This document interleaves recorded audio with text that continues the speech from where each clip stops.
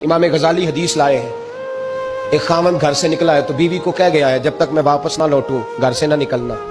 دو گلیاں چھوڑ کے والد رہتے ہیں، دو گلیاں چھوڑ کے خاوند جہاد پہ چلا گیا، کسی سفر پہ چلے گئے، کہہ گئے میری اجازت کے بغیر گھر سے نہ نکلنا۔ والد بیمار ہو گئے، خاتون حضور کی بارگاہ میں پیغام بھیجتی ہے، کہتی ہے یا رسول اللہ خاوند حکم دے گیا تھا گھر سے نہ نکلنا، والد بیمار ہے، کیا حکم ہے؟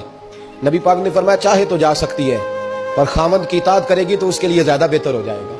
دو چار دن کے بعد پھر پیغام بھیجتی ہے، کہتی ہے محبوبہ باپ شدید بیمار ہے، حکم کیا ہے؟ نبی پاک علیہ الصلوۃ والسلام نے فرمایا چاہے تو جا سکتی ہے، کیونکہ حضور شارع ہے نا، مختار ہے شرعی معاملات میں، کسی کو چاہے تو کسی چیز کی بھی اجازت عطا فرما سکتے ہیں۔ فرمایا میں اجازت دیتا ہوں جا سکتی ہے، پر خاوند کی اطاعت میں رہے گی تو اس کے لیے بہتر۔ حد ہو گئی بھائیو، حد ہو گئی۔ عرض کرتی ہے حضور باپ انتقال کر گیا ہے، باپ انتقال کر گیا، بیٹی ہوں کیا کروں، رہ نہیں سکتی۔ حضور نے فرمایا میں اجازت دیتا ہوں چلی جائے، پر خاوند کی فرما برداری کرے گی تو بہتر ہو جائے گا۔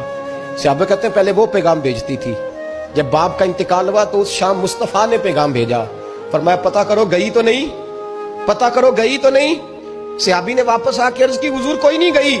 فرمایا جاؤ اسے جا کے میری طرف سے خوشخبری دے دو کہ تو نے اپنے خاوند کی فرما برداری کی ہے، رب کریم نے تجھے بھی بخش دیا ہے، تیرے باپ کی بھی بخشش فرما دی، تیرے اس عمل نے تیرے باپ کی بخشش کا سبب بنا دیا ہے۔